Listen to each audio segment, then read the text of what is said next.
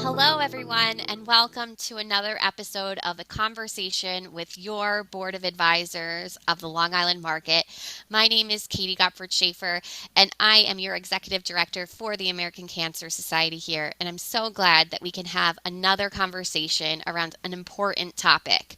Today, we're going to discuss what it means to be average risk and how to really understand the breast cancer guidelines. As you may know, the American Cancer Society recommends that you receive an annual mammogram at the age of 45 with the option of coming earlier at 40. However, that's for somebody at average risk. What does that mean? So today we have an amazing panel of people with us, our board of advisors, members, Felicia Casso, Director of Marketing and Operations for Pure Mammography, Maureen O'Connor, Director of Cancer Services Program of Suffolk County at Peconic Bay Medical Center, and Dr. Yelda Nori for New York Cancer and Blood Specialists. So I'm going to turn it over to Felicia. Felicia, thank you so much for being here today. I'm so glad that we can have a conversation about this. Thank you. I'm happy to be here. And thank you, Dr. Nori, for joining us today. So I just had had some questions, and I was hoping that you could educate us a little bit more, Dr. Nori, and regarding your screening and some questions that we're all very unsure of. My first question to you is, what if I have family history, but I'm not feeling anything? Should I be checked? Do I ignore it? Where do I go from there? Great question. So first and foremost, I always recommend that you have a honest, open, and good discussion with your medical provider. For some, that's their primary care physician. For others, it's their gynecologist. And for a patient who is asymptomatic, but may be at potentially increased risk, such as patients who have family history, there are certain things that, as a practitioner, whether it be, again, a medical oncologist, a breast surgeon, your gynecologist, or primary care physician, we can perform certain things called risk calculators. And probably one of the most popular risk calculators I use in my clinical practice, as well as my other colleagues in breast care, is the Gale model. And most of these models incorporate family history as being one of the most important factors for screening an asymptomatic patient. In addition, kind of a little known fact is also patients who have received thoracic radiation, which is a modality that we use in various types of lymphoma. And children and also young adults can receive thoracic radiation as part of their treatment for, let's say, a lymphoma. And if they've received thoracic radiation between the ages of 10 and 30, that puts them at an increased risk of breast cancer. Therefore, we will surveil them typically sooner and more frequently. The other thing I would really encourage patients is to obtain a very detailed family history. Oftentimes, we don't talk about our family history until somebody is actually sick with cancer. But I think it's a great way to open up discussions and really talk openly and honestly about family history. So, Dr. Nori, my next question, which is a question we're asked a lot, is if the mammogram detects something, what's the next step? That's a great question. And, very straightforward. And what typically happens is if you have an abnormality on your mammogram, the recommendations will be based on a physician called a radiologist. And that's a doctor who reads and interprets your mammogram. And typically, a radiologist will recommend follow up imaging. This includes a diagnostic mammogram, which is a more detailed picture, or a breast ultrasound. If the finding does not look suspicious for cancer, for example, if on further imaging the radiologist feels it's a cyst, No further testing is needed, and they'll have you return to your regular schedule of breast cancer screening with mammograms and clinical breast exams. In some cases, a radiologist may also recommend something called a breast MRI. And this is a modality that we use to help detect and diagnose breast cancer. So, additional imaging may be recommended if you have an abnormal mammography. After someone has their mammography and they have questions, whether it's good or bad, who do they get that from?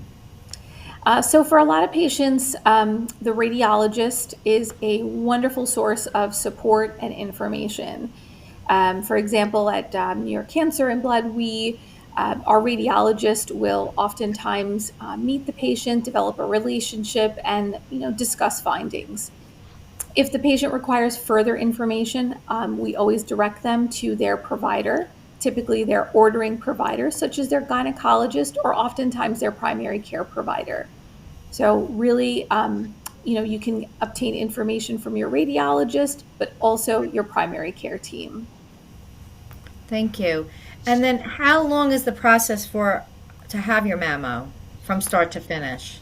Absolutely. So having done one recently myself, a mammogram takes about 30 minutes. I was able to get my mammogram before work and I made it there on time.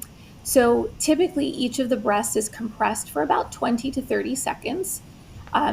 It sounds a little uncomfortable, but it's also extremely important to compress the breast tissue to flatten and spread. So this way the radiologist can have a clear picture.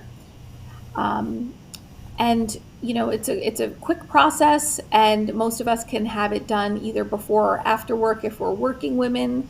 So I always encourage my women to consider getting their screening done regularly. That's great. And then how would the results be communicated to me? So typically you receive results in person. Results are also communicated via correspondence, such as a letter that's typically written in layman's terms so that the patient can understand. And then the results are also communicated to your doctor. And then we typically call patients and give them the results of their imaging. Okay. And then a lot of people are always asking, what is the difference between 2D and 3D? This is a really, really hot topic in breast imaging. Both 2D and 3D mammograms collect images of the breast, but in different ways. A 2D mammogram, which is considered a conventional digital mammography, we take two pictures of the breast, one from the side and one from above.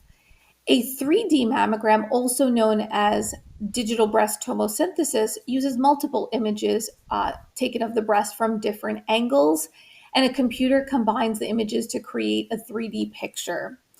Both 2D and 3D mammograms use compression, and whether or not you have the capability of having a 2D or a 3D mammogram, really isn't a huge difference.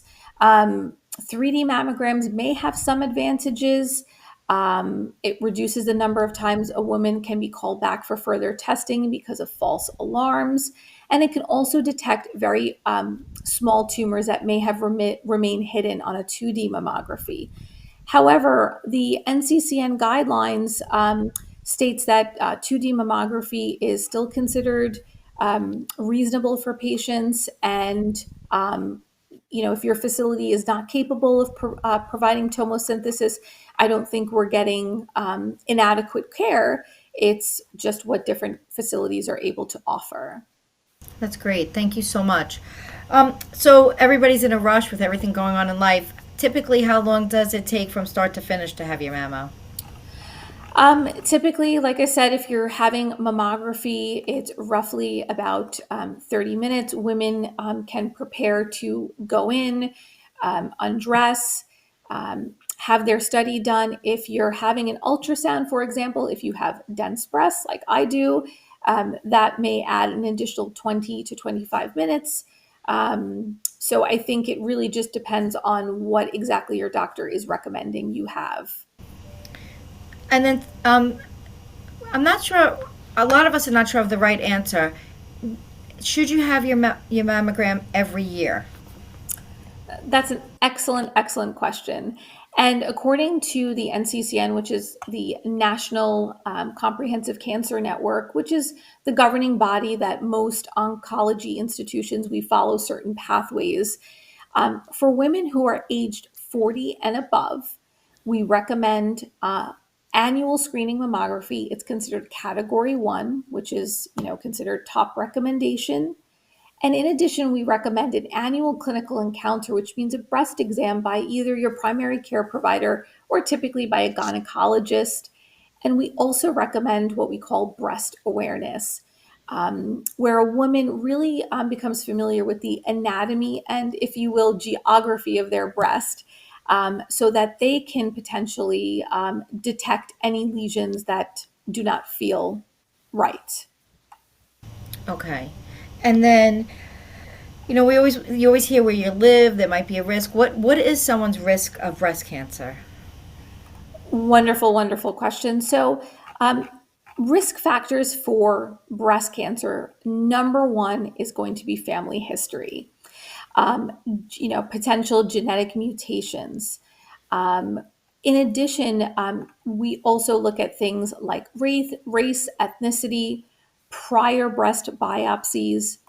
We look at the age of first menses. We also look at the age of first childbirth.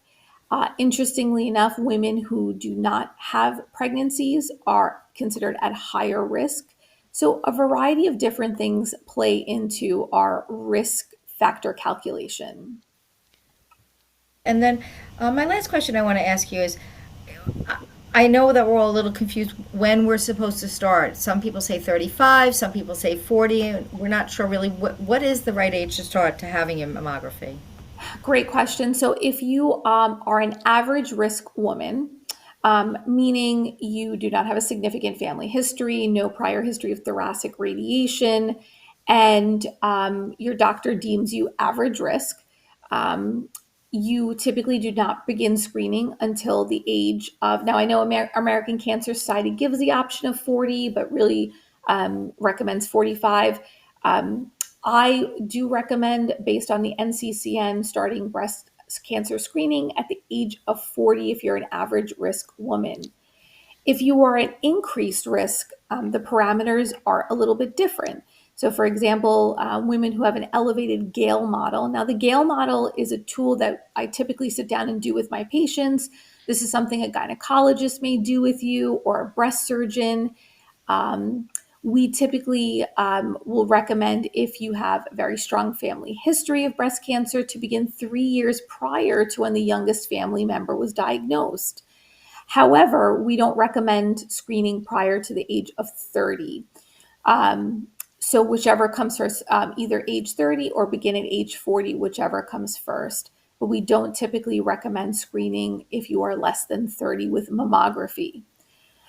Now, of course, there are other cases where patients may harbor a BRCA mutation, in which case they should be following with a breast surgeon, and we typically incorporate the use of things like ultrasound in women who are extremely young or in their 20s.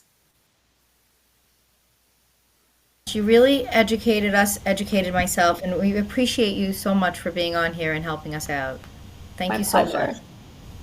Thank you so much, Dr. Nori. And I feel like there's such a good common theme here, and it's really know your family history, advocate for yourself, and really talk Self to your awareness. doctor. Yes, Yeah. yes. I think that it's just so important that, there's a lot of things here, and some of it may sound scary, but really, truly, if you have that question, I would recommend to reach out to your general practitioner, your gynecologist, or if you have nowhere to turn, reach out to the American Cancer Society. We can get you the answers that you need. Um, Thank you so much. It really is a pleasure to hear you speak about this. Absolutely. Also, I mean, there's this misconception of, this can be put to the side. I don't know where to go. Maybe I don't have insurance or I'm underinsured. And I think that we need to really talk about eliminating those barriers to care. So I'm really thrilled to introduce our Board of Advisor, Maureen O'Connor. Maureen, can you tell us what you do and what you want to tell everyone? Sure, absolutely. Thank you so much for having me on here. And Dr. Nori, thank you so much for laying that all out in such a way that it makes it so easy. So Thank that's you. really, really wonderful. So thank you. And whenever I participate in anything like this, it's kind of like, we're asking people to, go out and get your mammogram. And, there's a lot of ladies out there who have some anxiety about doing that. And if you don't have health insurance or you have inadequate health insurance, meaning that your insurance doesn't cover breast cancer screenings, I just, want to make sure that people know, that shouldn't stop them from getting screened. It shouldn't stop them from taking care of their breast health. There is a program in Suffolk County. They're actually throughout every county in the state. We are the Cancer Services Program of Suffolk County, and we can help you get a mammogram for free near your home. We can also set you up with a primary health care provider and to make sure you get that clinical breast exam that Dr. Nori was speaking about. And if there's an abnormal screening finding on that mammogram, we have somebody help you make those appointments for you, make sure you get there, do anything we need to do to make sure you get there, relieve your anxiety, whatever it is that's keeping you from doing that will help you do. And so we are here to help you. Do not let the lack of health insurance stop you from doing this.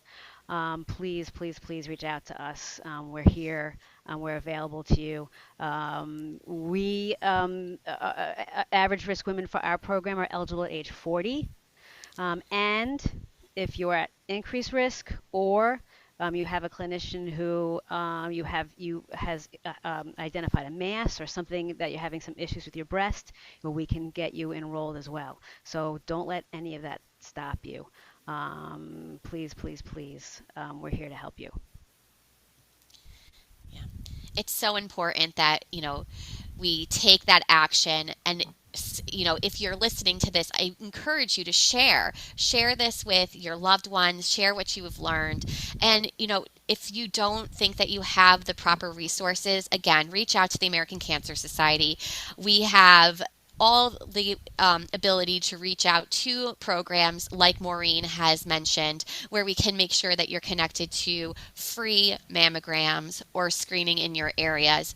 And it really truly is important because we know that if breast cancer is caught early, the chances of survival are incredibly more, and that we will stand by you every step of the way. For more information about cancer screening in general, I encourage you to visit cancer.org/getscreened.